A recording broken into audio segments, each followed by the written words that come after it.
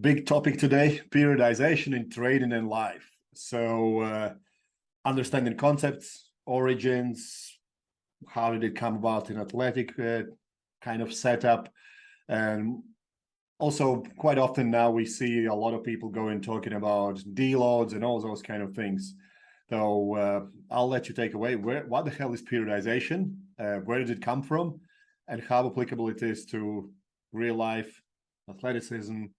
And we both understand it happens every single day, whatever the hell you do. But I think it's important to explain to people as well, so they understand what can be done about it and how to approach this thing.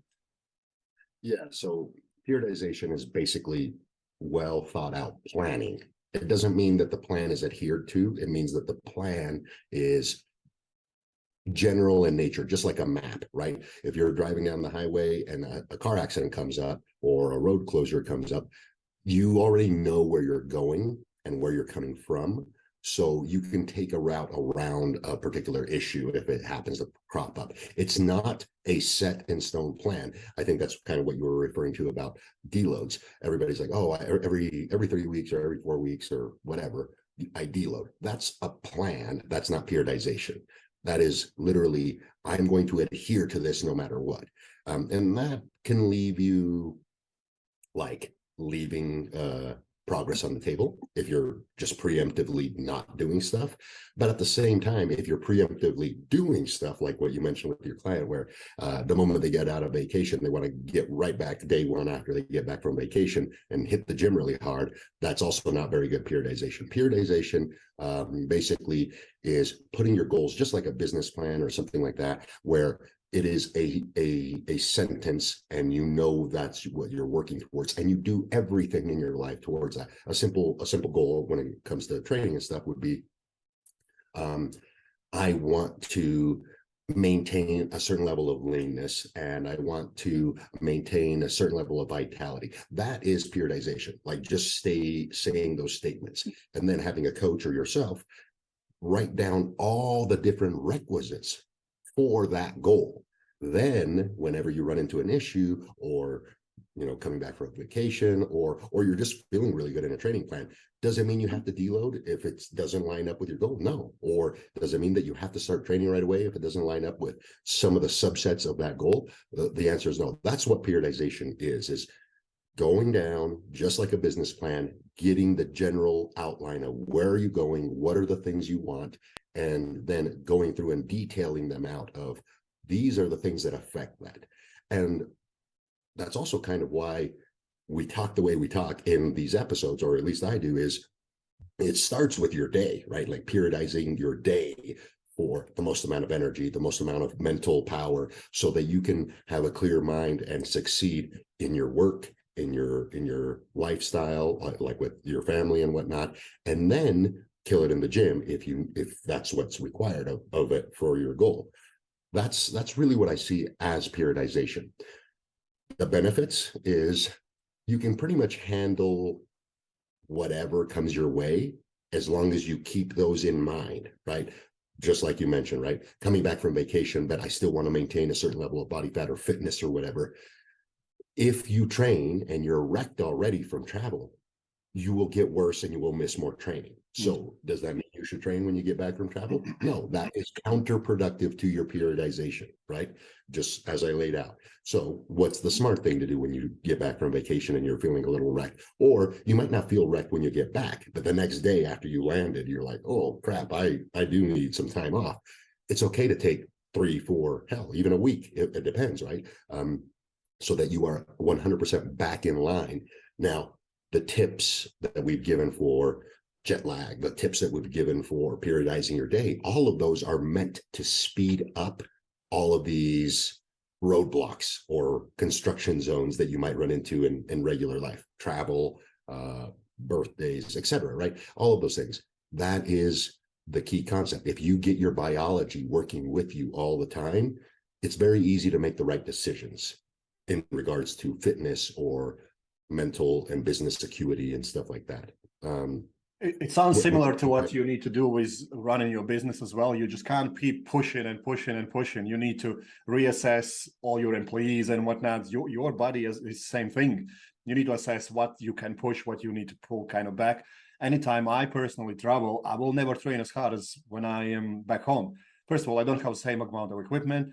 I'm never going to have the same amount of sleep. I'm never going to have the same amount of food quality, and so on and so forth. Environment as well changes everything. So my training sessions when I'm traveling will be what I call them metabolic-based training sessions, where I just move around blood. And that's it. Get a little bit of pump, full body workouts every day, maybe for no longer than half an hour, to be honest. And people usually go to me and act surprised. How can you maintain this kind of physique training the way you do? And I'm like, I don't train like this. I train completely different. I'm just in different environment, and this is what is required, because here I want to be present and do what I want to do. It's either relaxing or learning or doing something else. And when I come back home, I know I can put my body through a lot of damage and progress in different way. And I think that's where the deloads come in, with what you mentioned when we talked off camera. It's inappropriate periodization. That's when you mess something up. And like a week ago, I think, or 2 weeks ago, I read there is a paper that came out that was talking about that actual deloads are hindering your progress. Because that's when your kids are it makes sense. Something wrong. Yeah, it makes sense, right? If you do a deload correctly, it's because you did something wrong, just like you stated, right? You push too hard, you're not recovering well, you need a deload. So by those words alone, you're making less progress, okay? And if you're putting the deloads in preemptively, sure, you're not going to run into issues, but that also means that you're leaving progress on the table because you're not pushing as hard when you can, right? So my whole goal when I plan training for somebody who's dedicated and has that as a priority, even if they're traveling, my whole goal is, or sick, right? Like literally I deal with people that might be sick, right? Some kind of an illness, something like that. Then my whole goal is to not push them to the point where they need a deload. That's the training is consistently progressed at the smallest interval possible to consistently make progress without having to take a break. Or if you do need to take a break, it's like 8 weeks later, right? Like 8 weeks later, we'll take a week or two off. That's totally fine. You made progress for 8 weeks instead of this whole 3 weeks and then a week off, or 4 weeks, or shorter than that, right? In 4 weeks, you just barely got enzymes going. Like you're barely getting going, right? Like why would you take a break there? You're right in the meat of progress. It doesn't make sense to me if the training is planned correctly. So can you expand on that? What happens? How long should be a training block for it to become efficient and your body starts to make adaptations that are actually long-term lasting? So just a couple of days ago, there came a paper out where they were assessing people who are not training at all. Let's say they train for 6-8 weeks, whatever, and 1 week they're not training at all. And they concluded that to undo that not training for a week, it will take you 4 weeks to catch up again to where you were. So talk more about those physiological changes that are required for your body to actually start seeing results, because people think I'm going to do a 12-week challenge and I'm going to look amazing. Yeah, you can do that if you have trained 12 years. You can change like that. But if you don't have that baseline, not much happening. Your baseline is sitting on the couch. 12 weeks, I would say you're just getting started, like at 12 weeks. Like if your baseline is, hey, I've been sedentary and I don't have any previous athletic history, that's important. But if you do have previous athletic history, like you were very fit at one point in time, even if it was 5 years ago, then you do have an advantage over somebody who has never done this, okay? And then does it include if somebody, let's say when they were kids, they did dancing lessons as well or something like that? Yeah, I would say I would limit it to about 10 years, right? If the last time they were athletic and did dancing lessons and they were pretty fit and now they're 28 or 30, I would say it's probably going to take a little bit longer. But if they were closer, right, like if they were 18 when they last did that and they're now 24, they're probably going to make pretty good progress in 12 weeks. But 12 weeks in general is kind of right in the cusp of when you are making the gains that you should be gaining. Now, if you already sustain an advantage, right, you have a previous athletic history where you were really in shape, then it really just becomes almost getting to the point of the same workload that you had before. Like the sooner you get there, the faster the progress comes. I've had this very good experience with the guy I sent you the pictures about. He was previously an athlete, football player, about 10% body fat, etc. And in 12 weeks, literally 3 months, he gained right around 10 pounds of muscle and lost 12 pounds of body fat. But his workload was 2-a-day training, very strict diet, etc. That was not maintainable forever, but it was a challenge. It was a bet between him and a friend. And I told him, I'm like, this is the level of work that it's going to be. I'm like, have you done this level of work? Like before we even embarked on it, I asked him some questions. Have you done this level of work before? He's like, oh yeah, when I was 22. I'm like, okay, well, that's the level of work that it's going to take to get you there, because that's what you had to do before. The sooner we get you to that level, the better.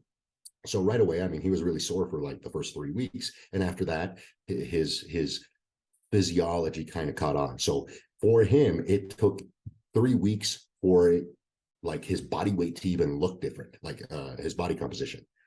So it was, even for somebody experienced, 3 weeks was a minimum to even get things going. He didn't really even notice change until week 6 or 7, right?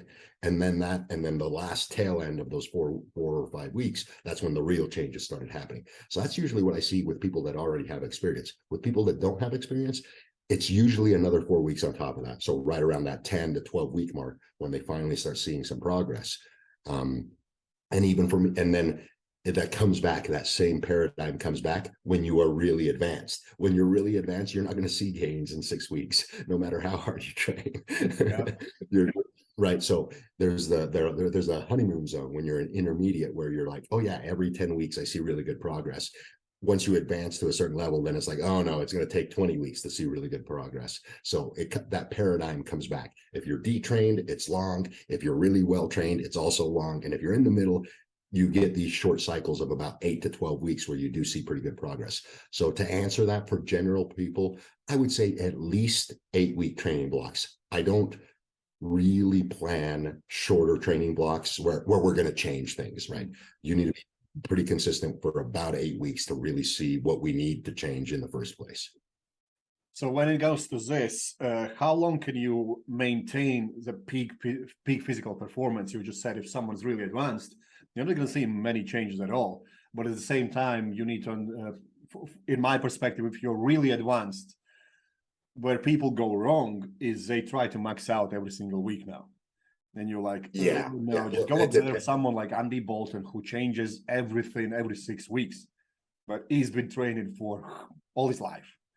And he pulls back his intensity every 6 to 8 weeks. And his reasoning is, I want to stay competition ready as much as I can. That's why he's not running himself into ground. So I would say that anywhere from as little as 4 weeks to as high as 6 weeks for strength peaking, right? If you're a strength athlete, it's going to come on pretty quick, especially if you're well trained. It's going to take about 6 weeks to 4 to 6 weeks to peak that. So it makes sense for somebody like that, especially a strongman, right? Where you don't really know the events a long time ahead of time, and you can jump into a competition, once every other month. So it makes sense to like change up your training in the sense of like, hey, I'm going to make it slightly different and peak for that for 6 weeks, and then slightly different and peak for that for 6 weeks. So that makes sense. But that's different than periodization for the general population. And again, the reason why I say that is go back to the analogy at the beginning. You know where you are, right? Just like on a map, you know where you are on the map and you know where you want to go. Andy Bolton is in a very special place on the map. His starting point is, I'm a well-trained athlete, very seasoned, a long training history, and my peak strength isn't that much different than my training strength. So it takes very short periods of time to keep it peaked and keep it fresh. So his periodization makes sense to work like that. For somebody who is not Andy Bolton, they're starting on a different part of the map, right? And their goal is obviously going to be a different point on the map than Andy Bolton's, right? So your periodization is solely predicated on who you are and everything that we talked in all our previous episodes that makes you, right? Where you live, your lifestyle, your day-to-day life, etc. All of that makes you. And then where do you want to go, right? Those are the two requirements to really have good periodization. How important it is to manage stress, workload outside of the training, which is, let's say, life workload, business workload, those kind of things. And as well, after all that, how important it is to play around with rest periods between your sets rather than loads as such. Yeah, so as far as managing stress, it is very important. I mean, that is one of the things where I think a lot of athletes, if you're young, you get away with a lot of crap. And if as you get older, it's something you can't neglect as far as like managing stress from external factors. And that does not mean don't do external things. What it means is clean up your life, right? Hey, if you're somebody who stays up late every single night and hangs out with people on the internet playing video games, that's probably something that you're going to cut out as you get older in order to recover well. If you're somebody who's always lacking hydration just because you don't like to drink water, well, as you get older, you will pay that price where you can't get away with that. Though that's what I'm getting at when it comes to managing external stressors, is hitting the basics. All the basics that we've laid out so far is what I'm talking about. If you're not hitting those, as you get older, you will find that you need to start hitting those. But when you're a 20-year-old, your survivability is very high, right? So it's hard to see, you're too focused in on the goal, and it's hard to see these other things that affect that goal. As you get older, it's in your face, right? If you don't get enough sleep, you're trashed. If you don't get enough water, you're trashed. So it's one of those things that's hard to convince young people to like really focus in on, hey, the basics actually build your pyramid to be able to handle more stress. Getting enough sunlight, making sure that your hormonal panel is correct, and like metabolism, thyroid, all of those things are working correctly. And then what was the second part of your question there as far as about workload? So oh yeah, with all that. Yeah. So which as far as like stress.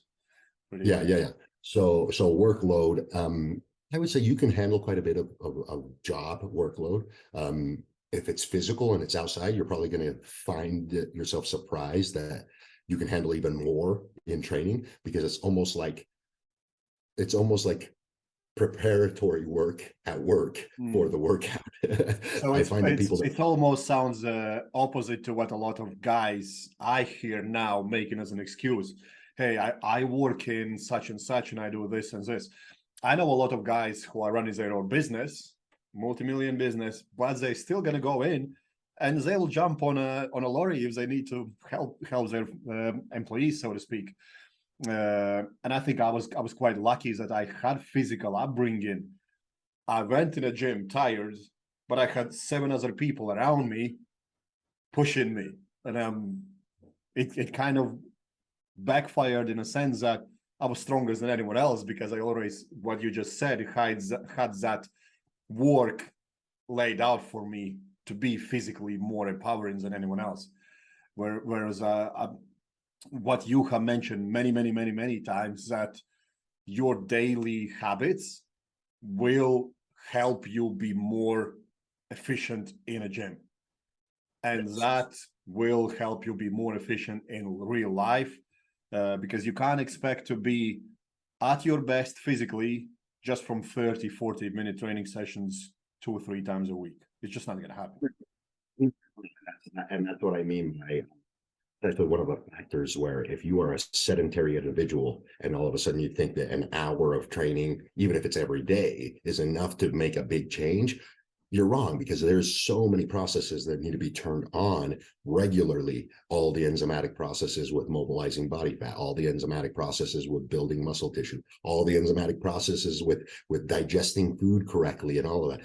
Those have to be turned on and regulated and synced up, right? This is where circadian rhythm is not just when you wake up and when you go to sleep. Circadian rhythm is all of your organ systems working in coordination together, right? So that's not, that's food intake, that's recovery from exercise, that's mobilizing energy from your liver and from your fat stores. All of these things have to be coordinated, and they take enzymatic action, hormonal action, and light input to get turned on correctly daily and synced up perfectly, right? Just like a well-running train station, right? There's times for each train to board and to leave, etc. All of that's got to be coordinated. It's no different in your body. And that's what I mean. And that's what you mean is 1 hour of training and then kind of messing around and getting 80% of your food right. That's a drop in the bucket compared to all the things that need to go correctly.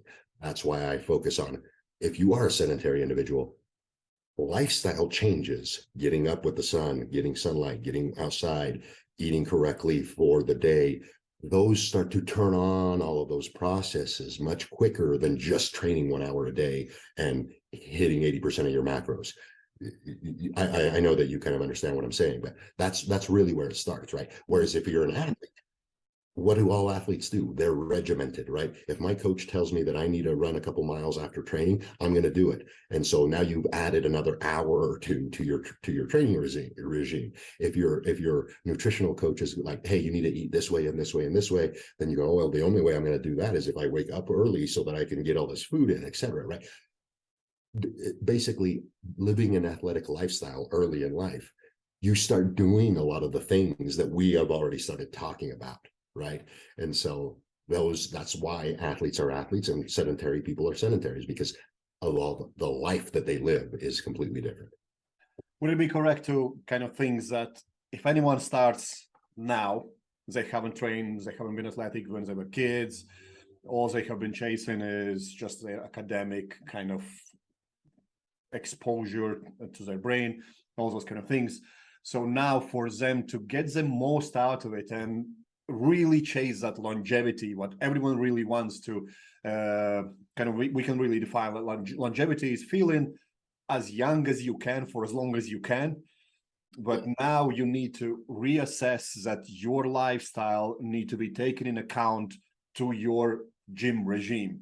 But a lot of people misunderstand that, and they just go in social media or online and go, hey, I'm going to follow this training plan, and they completely disregard their lifestyle, which I mentioned off camera when we started talking about that. I will have somebody who's, let's say, go to Africa, but they live in LA, and they come back and they want to hit the ground running again. And you're like, no, you can't do that. You need to take your lifestyle in an account. You need to take your training and mix and match both. You can't just go and, hey, I need to do this 12-week plan and completely disregard everything else. So or force the 12-week plan in spite of everything else, right? Yeah. Like I'm traveling for like 2 weeks straight, and then I'm running around on poor sleep, and I'm still going to try to do this 12-week program. Yeah, I've ran into a lot of people who think that that's how it works, just willpower alone. I'm like, well, I mean, we can force it, but you're going to be in worse shape at the end of that than better, right? It's not like you can totally, force it, especially if you start taking drugs and start doing that type of stuff. You're going to be able to force things, and there is a time and place for that, especially if you're competitive in something. But that's not really most of the people. That's you gotta dial them back, because this is the other thing with social media. That is what's pushed, right? Like the competitive nature of everything. And most of these people, that's all they do. Like their lifestyle is fitness, right? So yeah, they can literally say, yeah, I do this all the time. There's no excuses. For them, there isn't, right? Because that's all they do. So how do you manage people who have bought into this misconceptions that they need to do this really heavy, really intense, hey, compete every 16 weeks or whatever? So how do you come across to explain people who are approaching you that this is a lifestyle change? This is literally this has to be your life. Your periodization have to be for rest of your life, not just for 12 weeks, not just for 16 weeks, not just for whatever the period they're hanging around. So how do you kind of come and explain people, hey, you need to learn the language of fitness, of health, and that's what's going to bring you results? Yeah. So the main thing that I try to skip the word periodization for these people, just because they're not going to understand it anyway, even if you define it. So the best thing that I like to do with these people is I'm trying to teach you how to live and get everything you want, instead of focusing on one single aspect of your life for 12 weeks at a time or 16 weeks at a time, right? Yeah. If you go down that road, what you end up with is dysfunction. because you end up pushing too far, and now you have to undo things that you've created, right? And I've been there. I do, but I haven't done it for a little while, but when I competed once every year in powerlifting, I knew that after, for 20 weeks leading into that powerlifting meet, I had to take at least 8 weeks of undoing all the things that I did for those 20 weeks. That wasn't a free ride. I didn't just get to compete and then great, I'm ready to just kill it for the rest, for whatever. I actually had to take 8 weeks off from training of that nature to undo and reestablish homeostasis, right? That's what people don't understand. And if you're competitive and you come to me, I quickly make you realize that, hey, we have to plan 20 weeks ahead of time to make these goals. And then you start putting that out on a calendar and they quickly realize, oh, I can only compete maybe 3 times a year, if that, usually only 2, if you're really going to push it, right? If you're really going to put all your chips on the table and go hard. Most people aren't even there yet. Most people aren't even ready to commit 20 weeks of their life to focus on a single goal. So then you got to dial it back and go, instead of pushing really hard, why don't we make it more maintainable and bring up everything that's lacking? It could be from your mental aspect. It could be from your physical aspect. It could be from your business aspect. Why don't we focus on all of those, bring them all together so that when you end up where you want to be, you didn't sacrifice a whole bunch of things to get there. So just let me kind of lay out what I've heard, so to speak. So basically, you shouldn't be focusing on staying lean all year round. Or let's say deadlift 400 kilos, 920 pounds, you will not be able to do that all year round and for the rest of your life. Is that what I just heard? Yeah. I mean, if you're young, you'll be able to do it for a short period of your life, but you will have to pay for that. You will pay for that. It's not free. If you're older, it's very short-lived, right? Only for a month you'll be that strong, or only for a month you'll be that lean. You won't be able to maintain that level. And the sooner you come to like that agreement with yourself, the easier it is to let go and flow, just like the seasons, right? There's a season for hotness in summertime. There's a season for cold in winter. It just flows, and you just learn to go with that. And you learn to modulate your eating and your training according to what you are doing in your life, like with your significant others and stuff like that, travel, vacation, etc. And you periodize that. Like I have clients that literally, hey, in the summer, I vacation every 3 weeks. I literally go on a vacation every 3 weeks all summer long. So in the summertime, do I try to make them eat very strict and train really hard? No, we dial back the program. We maintain strength and fitness and leanness as best as we can. And then when the summer is over, guess what? They're like, yes, I'm ready to go. I've been refreshed and I'm ready to push harder. So now we tighten up their nutrition, but their basics, right? Everything that we laid out in all these previous episodes, those are the things that we can focus on that are easy to do no matter what you're doing, right? That's what I love about focusing on the basics of biology, getting the right sunlight, getting the right water, and getting your morning walks and stuff. That never leaves, even when this person is really busy during the summer vacationing. She goes, so no matter where I'm at on the planet, no matter where I'm taking a vacation, I should do all these things. I'm like, yes, if you want to be focused on something, focus on those, because they're going to give you the ability to eat more intuitively, right? We talked about eating intuitively. Well, if you're getting the proper exercise just outside, you're already going to have better hunger signals than somebody who spends all their time inside, or somebody who doesn't hydrate well, etc. Right? You're just going to be a better decision-making machine that helps you not just with the food and the training, but also your business and your loved ones. It helps you with all of those things if you maintain biological fitness, good biological fitness, which is everything that we've talked about, right? Circadian rhythm, if you think about it, is great biological fitness. It's not physical fitness, it's not mental fitness, it's all of it, because your biology is physical and mental. And this is some like a summary of what we are trying to kind of give across to people that understand that looking $10 million kind of shape is great, but it's not sustainable. This is where periodization of training and life comes into place. You need to know when you can plug in these things and when you're going to look at your best throughout the year. And that was periodization of life and training actually is understanding that everything you do will come at cost. And when you can give up your mental clarity for those shredded abs, is essential, and so on and so forth. So what would be some kind of practical advice for people to give as we wrap this all up from your standpoint, that I would say for them to understand that there will become a time where you go from aggressive, assertive approach in your training into what I kind of class as elegant athlete. So experience is when that comes, right? Now you can gain it yourself through trial and error. You can hire a coach, which is what I suggest if you are somebody like this who hasn't trained, right? I'll tell you this: if you want a heads up on everybody else and you haven't had a long history with training, hire a coach that understands periodization. In fact, those are the questions that I would ask. I wouldn't ask, what program he runs or whatever. I would say, hey, how do you incorporate this lifestyle of your clients into your training and nutrition program? I'm a very busy person, et cetera. I would actually lay out my life before I tell him my goal so that he understands where I'm at on the map. If that goes over his head, you're dealing with a coach who doesn't understand that. That coach is not a coach. That coach is just a programmer. He's just giving you a program, okay? There's a difference. There's a very key difference. I see that a lot. People come to me and then they realize that I'm actually coaching them. I'm giving them a decision tree for day-to-day life on training and nutrition instead of just telling them what to do. I'm like, well, telling you what to do is a program. That's not coaching. You whoever you were paying before was not coaching you. They were programming for you, right? There is a key difference there. That's what I would say right off the bat. If you can't distinguish that, hire a coach, ask periodization and lifestyle questions before you tell them your goal.